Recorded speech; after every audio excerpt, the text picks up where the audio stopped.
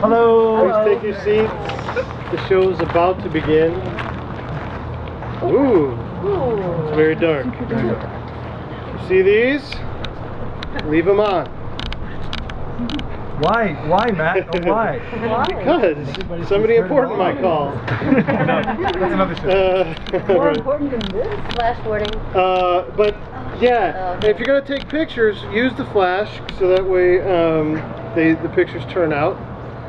And also, if there's something that you can't see, just turn your flashlight on and point it at the thing that you can't see. All right, because we don't have lights in the sky. So yeah. So and tonight we're going to go on a journey through the. It starts with the imagination of Johannes Kepler and a book that he wrote called Somnium,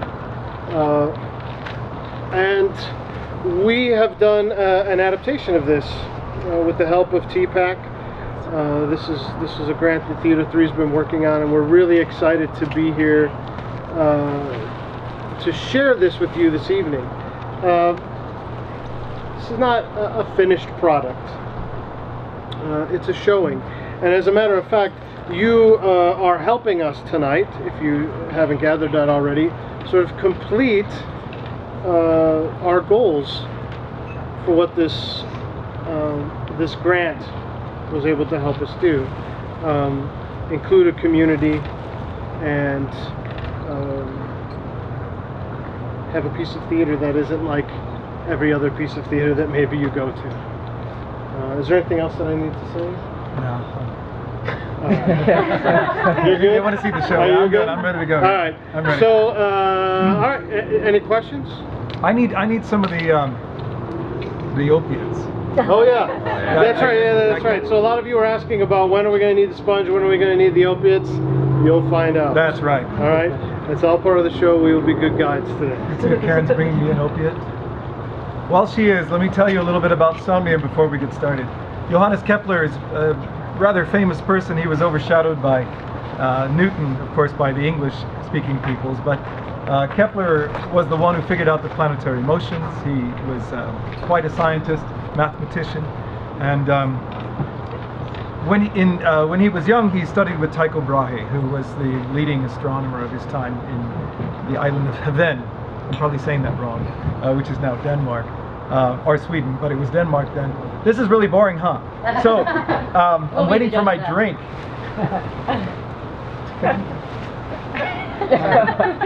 I've got one. Here. Oh, shit, so I'm still like it. There we go. All right, now I can begin. So Kepler, he wrote this work of science fiction, and a lot of people like Carl Sagan say it was the first work of science fiction. Oh, there are other things, other kind of flights to the moon, but here Kepler actually makes it science fiction because he goes up to the moon and he describes what it would be like to be on the moon and to look at the Earth and what sort of environment would create what sort of creatures. I mean, it's quite a leap of imaginative fiction that he did, evolutionary and all of that.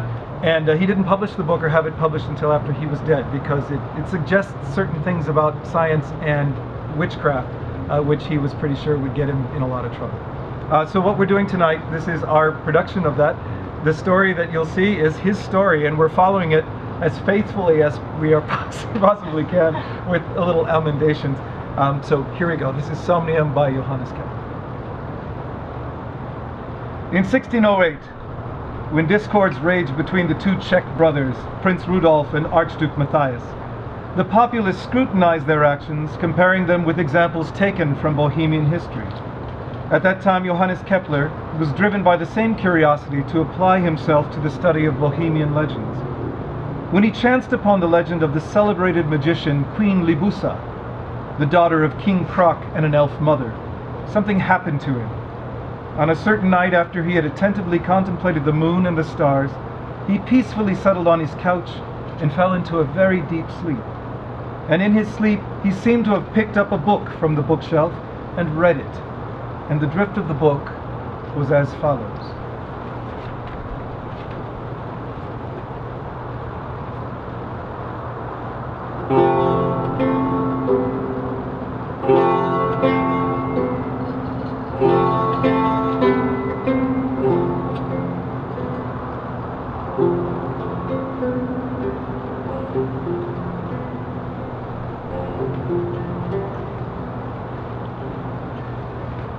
In my early childhood, my mother frequently brought me to the lower ridges of Mount Hecla, especially around the Feast of St. John, when the sun, visible for 24 hours, leaves no room for night.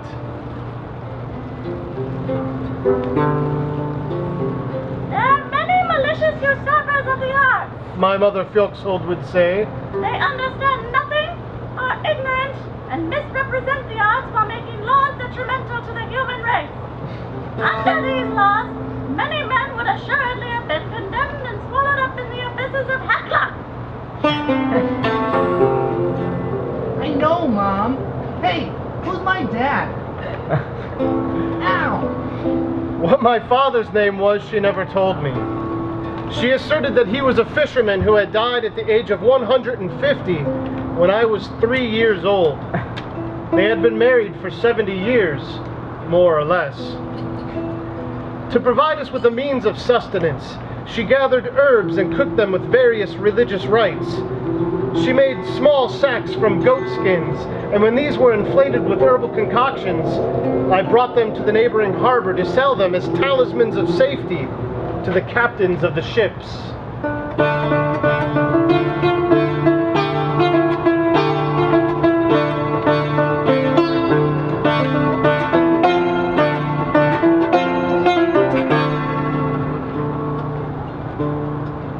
On one occasion, out of curiosity, I opened one of the sacks. I took out the herbs from the linen cloth and spilled the contents upon myself. The skipper, soon to depart, demanded his talisman. Hey, where's my talisman? My mother, inflamed with rage at seeing me covered in herbs, blessed me on the spot and handed me over to the skipper.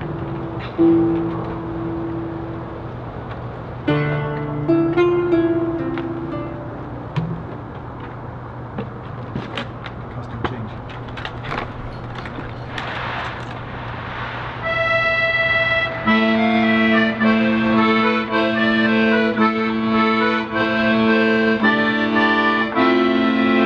On the next day, I set sail from the harbor bound for the Danish island of Hveen to deliver letters from an Icelandic bishop.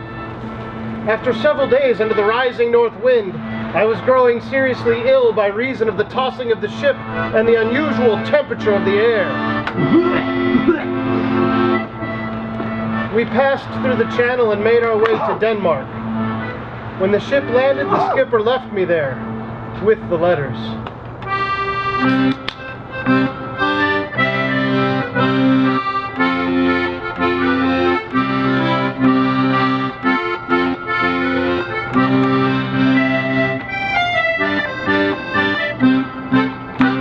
I delivered the letters to Tycho Brahe at his Research Institute of Astronomical Studies.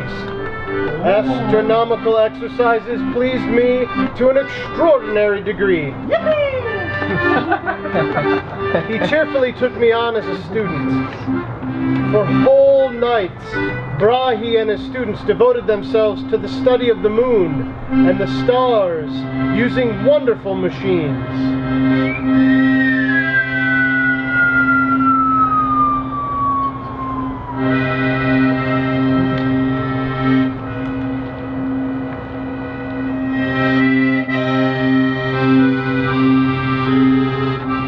This practice brought my mother back to mind, since she also frequently conversed with the moon. I came to a knowledge of the most divine of sciences, which prepared my way for greater accomplishments.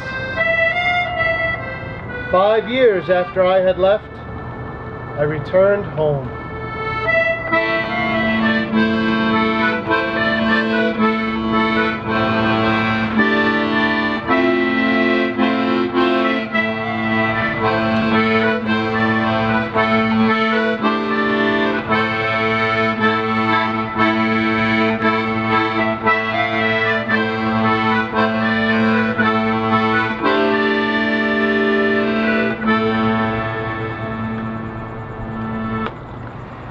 My first source of joy upon my return was to find that my mother was still living and making talismans of safety.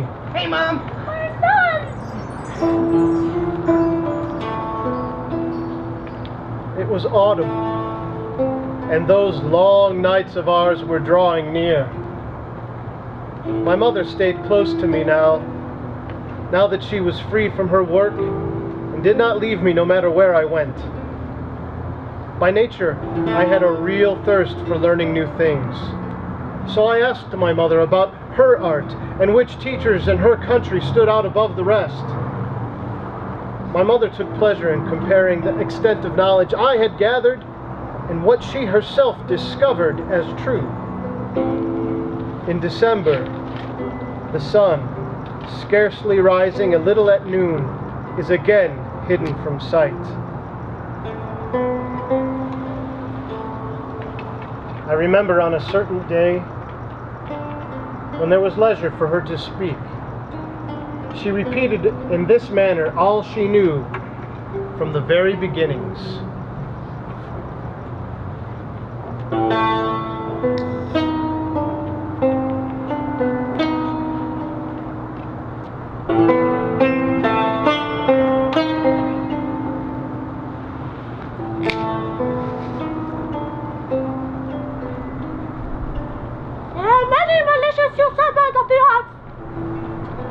They understand nothing, are ignorant, and misrepresent the arts while making laws detrimental to the human race. Under these laws, many men would assuredly have been condemned and swallowed up in the abysses of Hekla.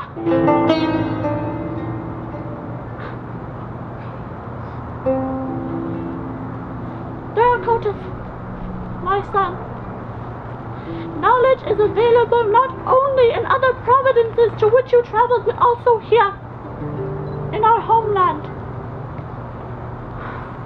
And even if coldness, darkness, and other discomforts oppress us, Iceland still abounds with gifted spirits who shunned the greater light of other regions and the chattering of men. And they sought our shaded areas to converse familiarly with us.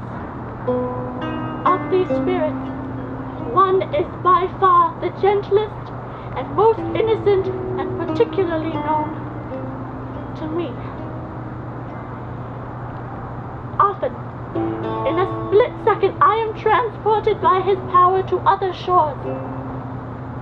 He has taught me many facts about those objects which you have seen with your eyes and taken out of books. I would especially like you to become a spectator, my son, of that region concerning which he told me. Ah, how wonderful were those things which he told me about it. He conjured up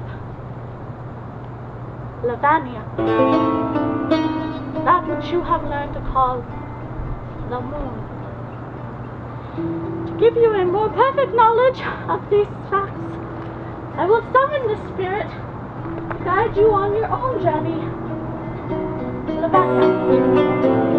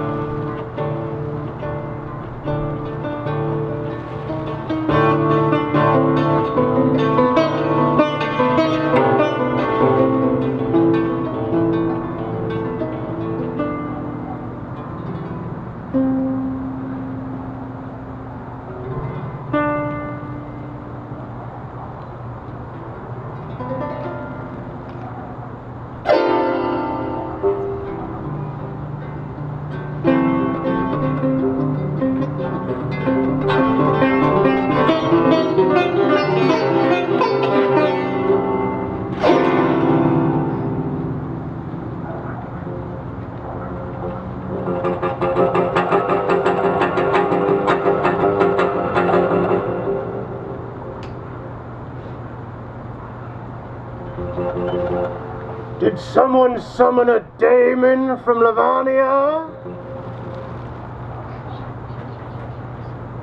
Oh, hi, Fjaxhold. Welcome to Daemon Tours Incorporated. Across the Bridge of Darkness, your dream vacation awaits you. That's right. Tonight we will travel to the island of Lavania. Lavania, that beautiful jewel of the night sky. Lavania, better known to Earth dwellers as the moon. Lavania is located 50,000 German miles up in the air. 1 day on Lavania is equal to 1 month on Earth. It has 2 seasons, summer and winter. A variety of unique flora and fauna, and spectacular views of the planet Mars. Damon Tours Incorporated is pleased to invite a variety of human travelers, including Riders of horses, goats, and birds. Sailors to the Indies. Eaters of garlic, dried fish, and unsavory dishes. Dried up old women. Oh, you'll do. However, Damon Tours Incorporated will under no circumstances admit sedentary, corpulent, or fastidious humans. Nine. Our journey this evening will take 4 hours across the Bridge of Darkness, which is only open and available to us during the solar eclipse. But don't worry, Damons regularly make the trip because every good Damon knows the reason to travel to Lavania. The Volva. Voluptuous Volva. That cunning little planet. Inspiring young men to travel for millions of years. That's right, the Volva, better known to Earth dwellers as the Earth. In preparation for our journey, which will begin momentarily with the start of the eclipse, please take your opiates now to soothe the effects of travel. Form a column. Be sure you're sitting in straight rows. We will explode on takeoff, so make yourselves into a ball and protect your limbs from dismemberment. In the event you find you're having difficulty breathing, please make use of the sponge located nearby. In case of a crash, land on a Damon. And remember, upon arrival, you might suffer from Ineffable lassitude. Looks like, whoa. That's right. No purchase or payment of any kind is necessary. Travel at your own risk. The transportation of humans, joined as it is to the greatest danger in life, is most difficult and might prove fatal. If the moon becomes full while we are still on our way, then the return journey is impossible. The occasion becomes so brief that we have few humans and no other beings who are able to make the round trip successfully. Numerous other difficulties incur, which might include difficulty breathing, extreme heat, extreme cold, extreme darkness, and extreme light. Side effects of travel might include dizziness, difficulty sleeping, deja vu, vertigo, vomiting, diarrhea, loss of appetite, extreme dehydration, and opium addiction. Damon Tours Incorporated is not responsible for lastly incomplete damage, inaccurate, delayed, undelivered, misdirected, garbled, jumbled, or scrambled humans. Nothing happens to us that is entirely evil. And with that, let's go!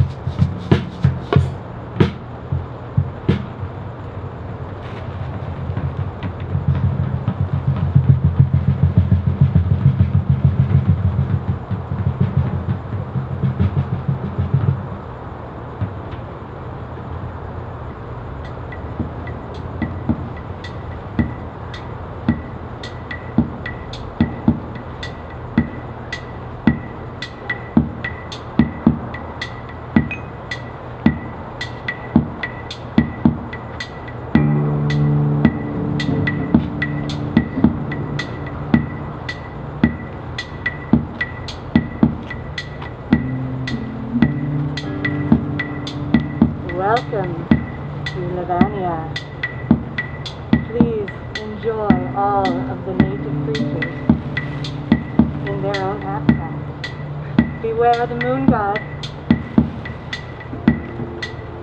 Enjoy.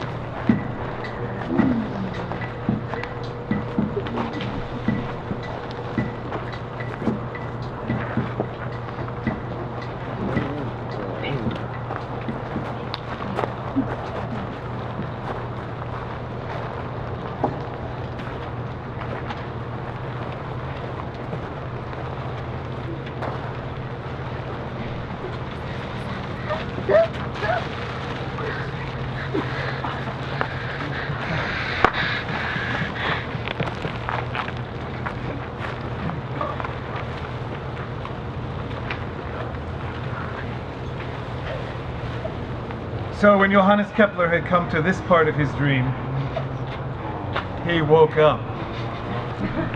The demon, the boy Duracotus, the son, his mother, Flaxhilda, all had been left behind.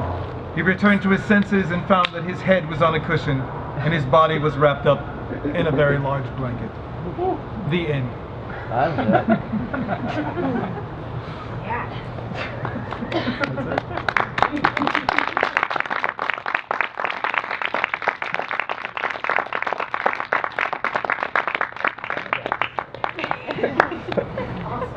Thank you all for coming.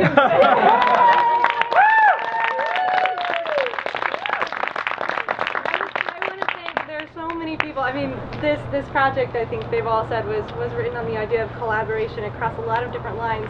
And so it was really fun. I mean, first of all, this gorgeous space. Yeah. To perform. Woo!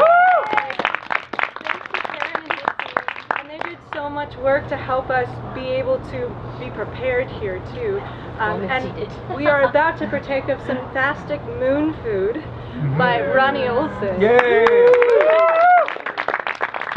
And I mean, just little things. And many of you helped out in a lot of different ways. Yon and Dina lent us the use of their projector for the TV. And Melissa up here was involved in many, many different parts of it, from helping filming and creating signs and posters and moral support and all of those things. So, as was Bella, who was instrumental in many, many things. And all of you, thank you so much for being here. And oh yes, and we have everything.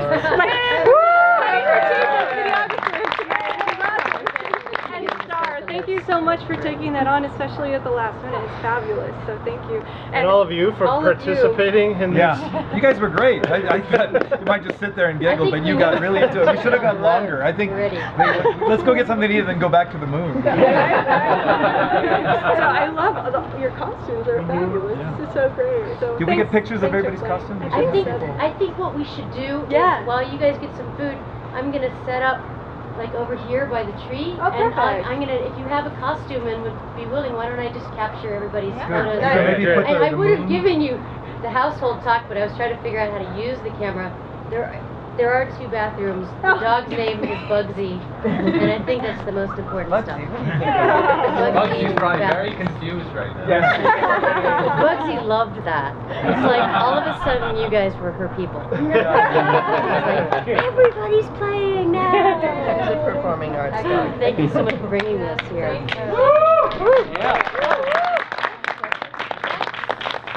What next? That's a good question. Oh, okay, never mind. We're kind of figuring It's like that you out. graduated. So yeah, well, it's so great to help to get the responses. So like you guys, we're gonna ask you what's next. Actually, like what did you respond to? So that's why we have snacks and everything, and you know we would really be interested in your feedback. So thank you. I haven't asked. Who are you people? Who made this happen? Right. Oh yeah. Getting down there. Nuts. Well, okay, we'll do that. Simon and Andrea, please come out here for a second.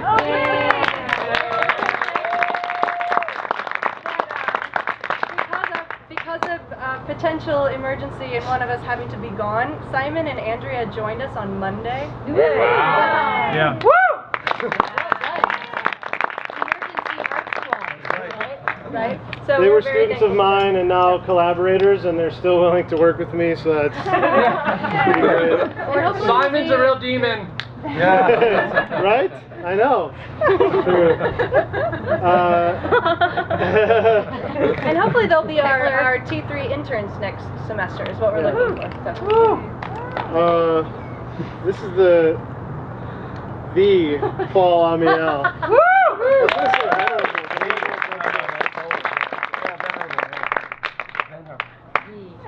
On the music. My name's Wally, Matt Wally. Hey, Matt. And that's Angela Horsham.